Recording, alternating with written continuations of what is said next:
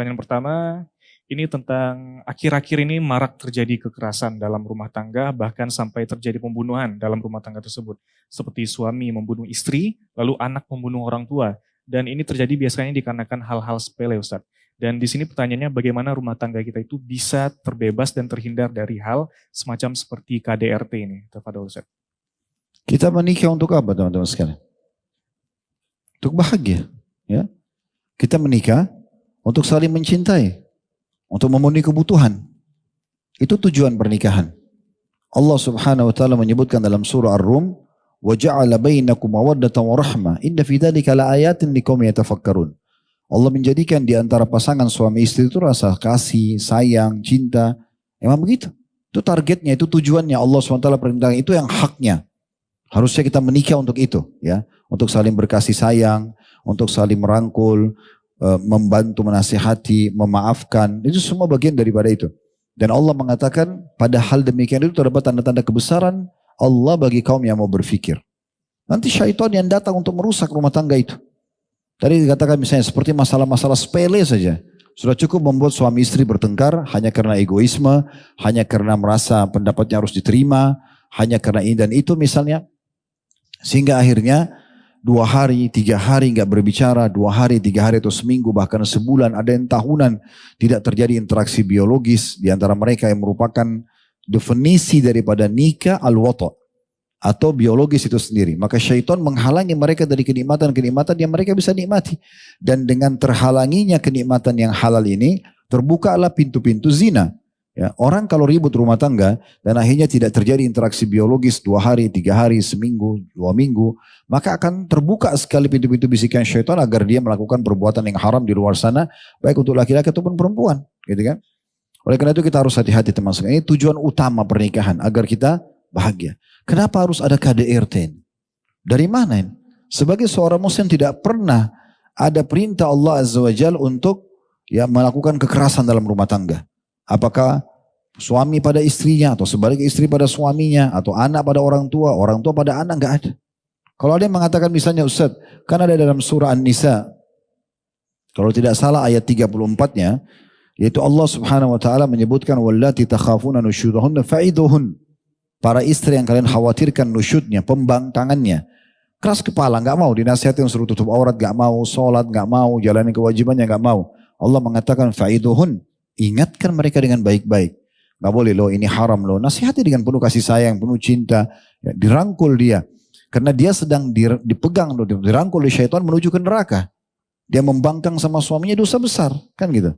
Sampai dalam sebuah hadis kata Nabi SAW, kalau seorang istri menyakiti suaminya, maka yang di langit Allah Azza wa Jalla murka padanya sampai dia membuat suaminya ridho. Maka syaitan ingin merusak itu. Ya, suami di atas ayah kan gitu. Diingatkan baik-baik. Kalau tidak mau, ya, Allah mengatakan wahjuruhun, boikot mereka diranjang. Jadi jangan digauli. Nah, ini perbedaan kalau laki-laki, misalnya dia lagi pengen biologis, kemudian istrinya berhalangan, dia nggak bisa kena dominan akal bagi laki-laki, maka bagi kita ya sudahlah mungkin besok bisa. Tapi bagi perempuan tidak bisa. Mereka dominan perasaan.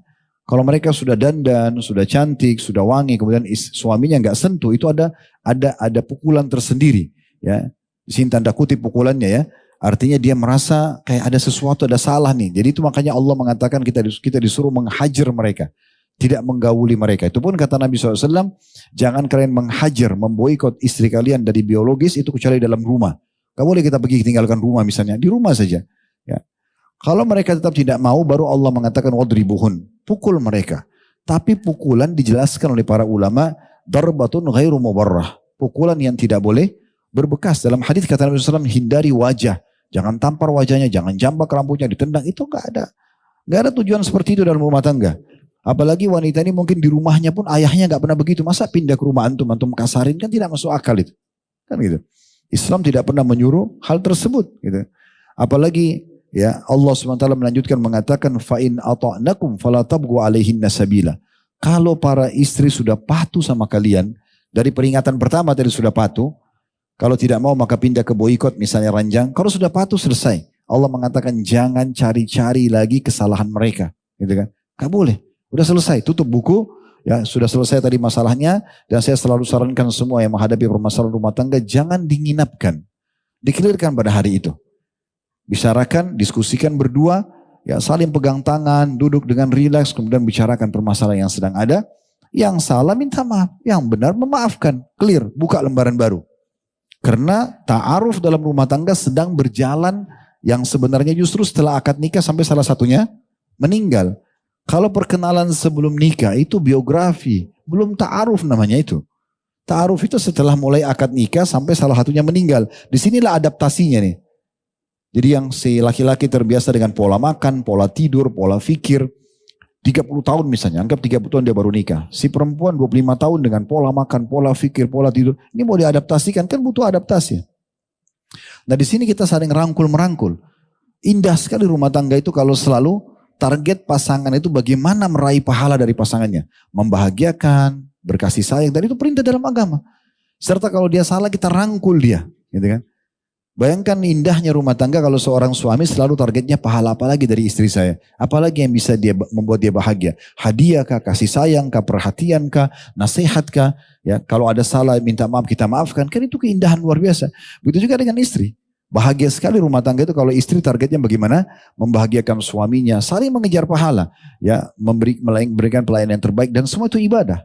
Bahkan dalam hadis yang sahih kata Nabi SAW 3 hal yang tidak masuk dalam hal sia-sia, diantaranya adalah bercandanya suami istri. Jadi walaupun semalam suntuk begadang dengan bercanda, dengan bercumbuan itu tidak akan dianggap sia-sia karena dia dihina pahala di sisi Allah Subhanahu wa taala. Jadi nggak ada keperluan untuk KDRT. Kenapa ada seperti ini? Tapi kembali kepada mukadimah yang kita sampaikan teman-teman sekalian.